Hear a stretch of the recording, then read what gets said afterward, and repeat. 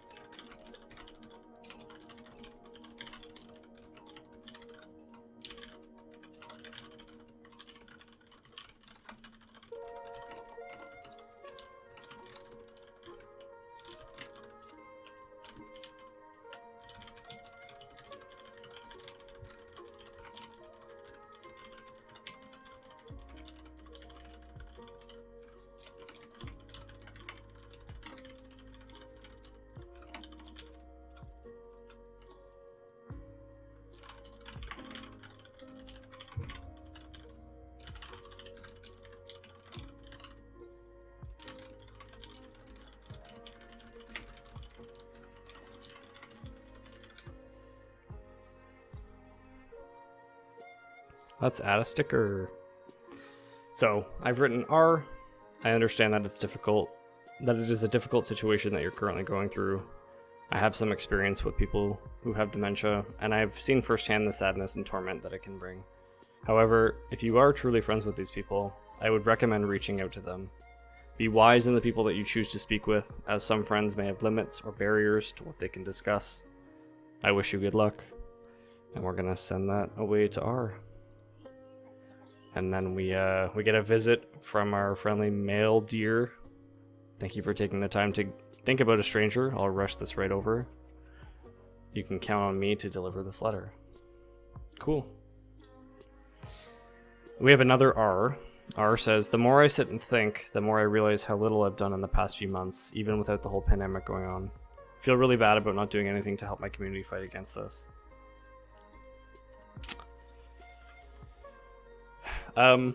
As a teacher, one of the things that I notice most about my students right now is that despite the fact that some of them are doing nothing, I know that many of them feel bad about it. And they feel guilt over the fact that their teachers are trying hard to still provide and address curriculum content. It's just a matter of being by themselves at home and having to kind of teach the content themselves. Going through that learning process alone can be challenging. So I don't think it's uncommon to feel bad or to be disappointed in the fact that you haven't been like super active or wanted to really do a lot with your time during the pandemic, because it is socially isolating. So let's sit down here and let's think about what we're gonna say to R.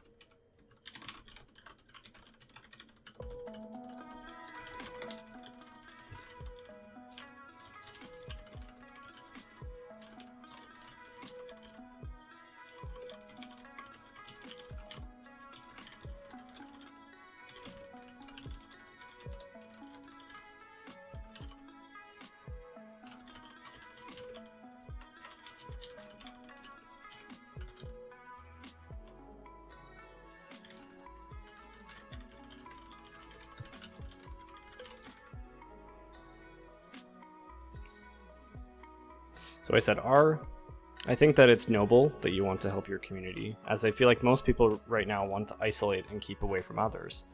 I think that feeling bad is normal, as many of my students also feel regret over the fact that they cannot engage with the content that we're learning in our online lessons. However, you also need to give yourself time and be lenient with yourself, as no one has ever really gone through an experience like this. So we're going to send this. Thank you for taking the time to think about a stranger. I'll rush this right over. You can count on me to deliver this letter. It's a good feeling, you know? Ooh, World of Warcraft. I used to play World of Warcraft all the time, but then over the years, all of my friends stopped playing. I love to roleplay, but I have no one to do it with anymore, and it just makes me depressed. Here comes my inner nerd.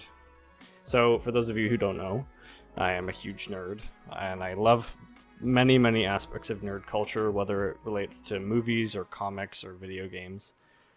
And I am a huge World of Warcraft nerd. When I was in high school, I played World of Warcraft straight through from grade 10 to grade 12. And I've even gone off into university to play it, and I've even played it into my adulthood.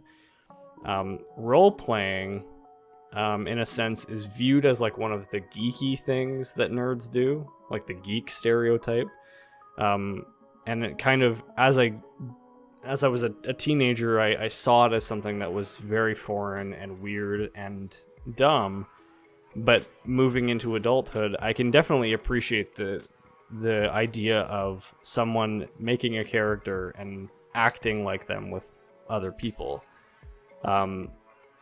I think there's limits to, like, it's kind of like a scale, like a gradient, like how geeky it can really get. But for example, like Dungeons and Dragons, if you've ever heard of that before, it's a tabletop role-playing game where people sit down and they roleplay as a character that they've created, and they stick with that character for weeks into months into possibly even years. And you can really get to experience some awesome and epic moments with your friends if you're comfortable with at least trying to break out of that inner shell. It's kind of like a drama thing. This question is very interesting because I love World of Warcraft, and I have played Dungeons and Dragons in the past. So the idea of roleplay to me, in terms of like telling a fictional story, is very cool.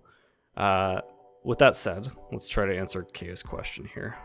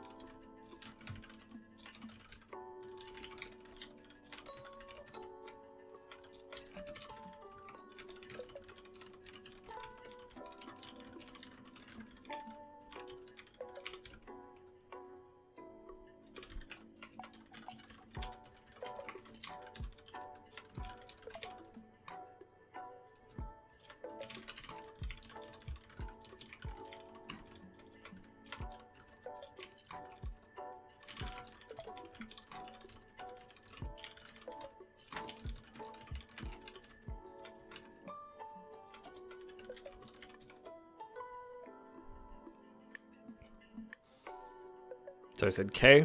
I also love World of Warcraft, and I've had many friends come and go in my life that fade out with the game. Have you considered trying Dungeons and Dragons? It's a similar experience with the idea of roleplay and all. You can probably find an online group somewhere, like on Roll20. Immersing yourself in a fictional world for a healthy amount of time is super fun. I wish you good luck in trying to find hopeful heroes and friends to play with.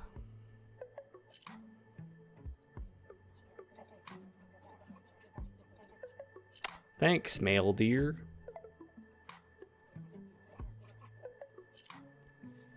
The game also has other features, like you can make requests, you can just say nice things. So for example,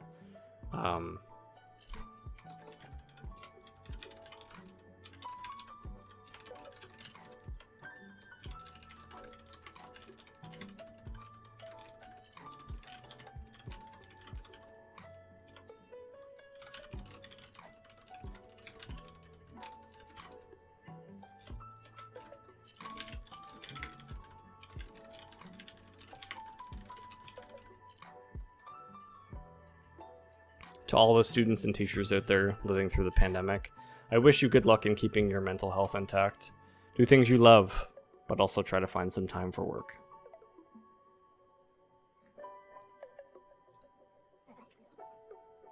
Folding paper. Sweet. So that letter will now get sent to other players who have logged into the game, which is pretty cool. The game doesn't have a huge player base, from my understanding, but it is kind of cool that even still, it's been released, a while ago. There are still people who play it, and there are updates coming through. Like, people were talking about how this was a Wednesday, which it is, and how, the pandemic is going on. Regardless, I hope that you've enjoyed this very short episode of Discourse with Dobson as I venture into playing with the game called Kind Words. Maybe in the future, whether it's tomorrow, the next day, in a week, a month, maybe you'll find some time to say some kind words to a stranger, to a friend, a family member, a loved one, whoever. But I think we can all use a little bit of kindness in our life, and we can all take some time to be altruistic and think about other people aside from ourselves. Thanks for watching. I hope you enjoyed. Stay safe out there. I'll catch you later.